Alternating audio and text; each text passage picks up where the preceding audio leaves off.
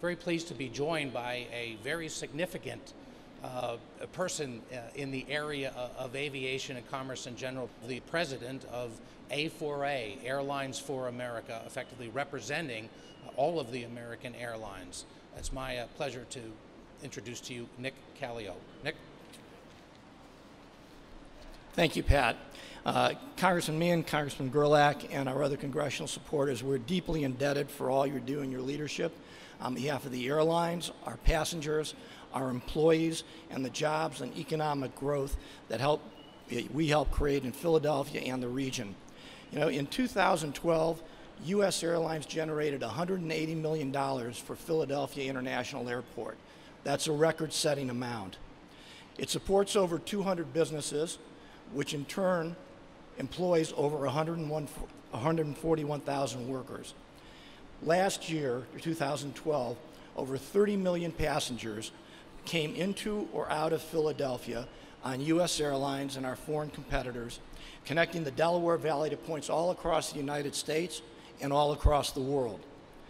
Because aviation is such a vibrant catalyst for jobs and economic growth here in the Delaware Valley, it's absolutely essential that we have leadership in Washington that's willing to stand up for the men and women whose jobs it represents and the customers it represents. Congressman Meehan has been a leader on this front, as has Congressman Gerlach.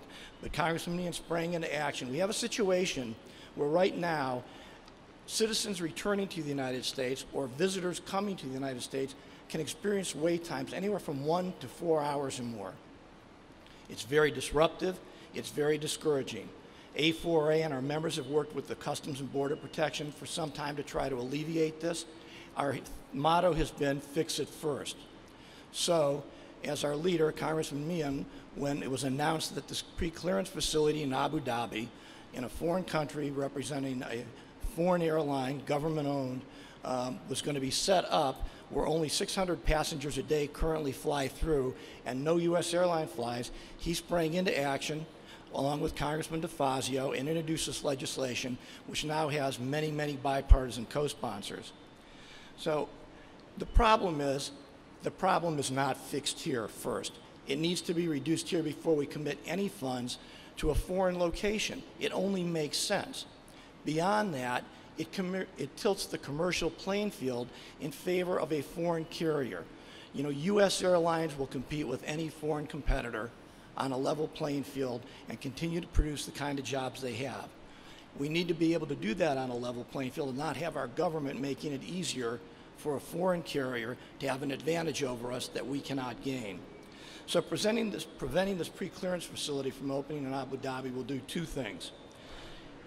It'll make CPB put its resources where they should be in the first place, at domestic points of entry where U.S. citizens and foreign visitors are taking too long to clear customs.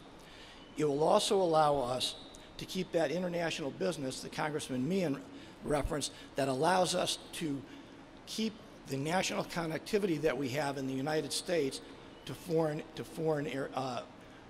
airports across the world.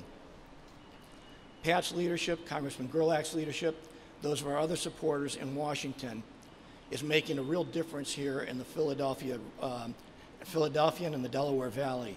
Their advocacy on behalf of the industry means jobs and growth here, so we appreciate everything that they're doing, appreciate our labor allies who stand with us together. We work together on issues because we know we all stand together when it comes to jobs and economic growth here in the United States. Thank you. Thank you, Nick.